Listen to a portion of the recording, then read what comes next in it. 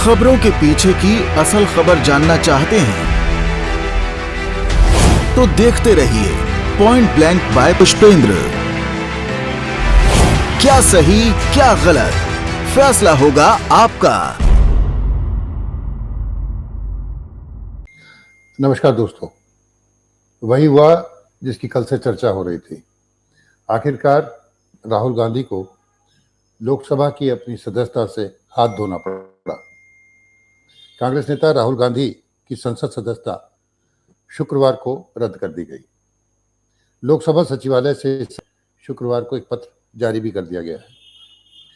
मानहानि केस में सूरत की कोर्ट ने गुरुवार को उन्हें 2 साल की सजा सुनाई थी। राहुल गांधी ने 2019 में कर्नाटक की सभा में मोदी सरनेम को लेकर बयान दिया था।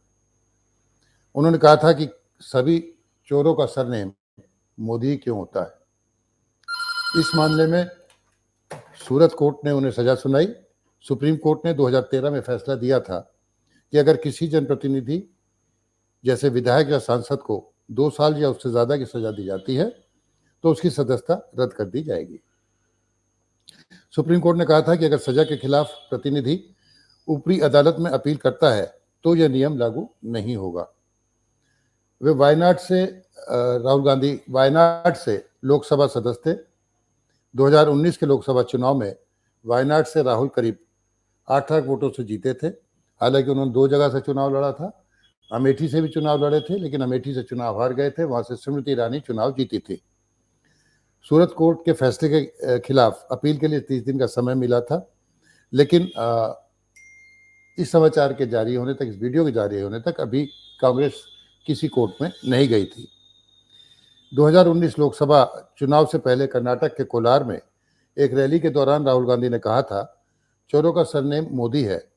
सभी चोरों का सरनेम मोदी क्यों होता है, चाहे वह ललित मोदी हो या नीरव मोदी हो या नरेंद्र मोदी हो। नरेंद्र मोदी को उन्होंने इस संबंध में कहा था कि 30,000 करोड़ रुपए अनिल अंबानी को दे दिए, मेहुल चोकसी भाग गए और तरह तरह के आरोप उन्होंने लगाए थे, जिसको लेके एक पूर्व मंत्री हैं गुजरात के और विधायक भी रहे, उन्होंने ये वाद दायर किया था। इस बात को पहले जब तक एक दूसरे जज थे तो हाई कोर्ट में स्टे भी किया, याची नहीं। जब वो जज का ट्रांसफर हो गया, दोबारा से इस पर सुनवाई हुई। अब सवाल ये उठता है कि इतने सारे वकीलों की भीड़ कांग्रेस के पास है। उस समय तक तो कपिल सिब्बल भी इनके साथ थे, अभिषेक सिंह भी हैं। तो ये जो सवाल आज उठा रहे हैं कि वो जुरिडिक्शन नहीं था या इसमें मानहानि नहीं बनती, तो वो बात क्यों नहीं, इस तरह से अपनी पैरोकारी क्यों नहीं कर पाए, लड़ाई क्यों नहीं कर पाए, अपनी लड़ाई न्याय की क्यों नहीं लड़ पाए। अब वो सवाल उठाते हैं तरह तरह के। इन बातों का क्या होगा, आगे चल के किस अदालत में जाएंगे, अभी इसमें और कितने मोड़ आएंगे इस मामले में, उसे देखा जाएगा। लेकिन एक बात स्पष्ट है कि नफरती भाषणों पर अब शायद अदालतों का रुख सख्त होता जा रहा है। आपको याद होगा कि ऐसे ही मामले में यूपी की जो खतौली विधानसभा है, वहाँ के विक्रम सैनी जो विधायक थे, उनकी सदस्यता गई।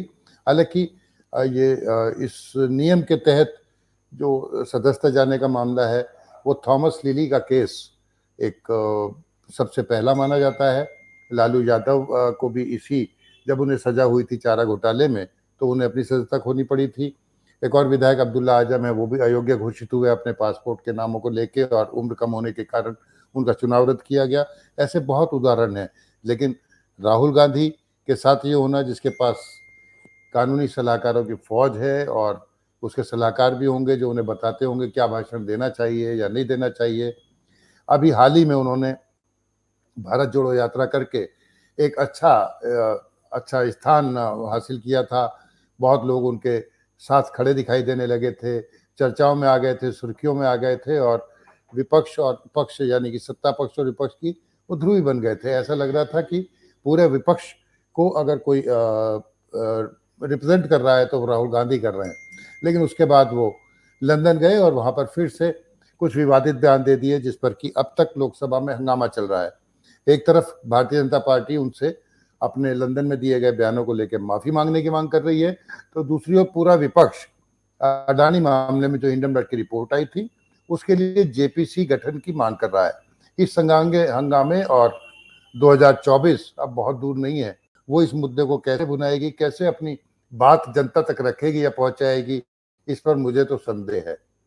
और जैसा मैं हर बार कहता हूं, कौन सही कौन गलत, फैसला आपका होगा। फिर मिलेंगे अगली वीडियो में, तब तक के लिए नमस्कार, धन्यवाद। खबरों के अंदर की खबर, न काहू से दोस्ती न काहू से बैर। सुर्खियों का मतलब क्या है, खबरों के पीछे की असल खबर जानना चाहते हैं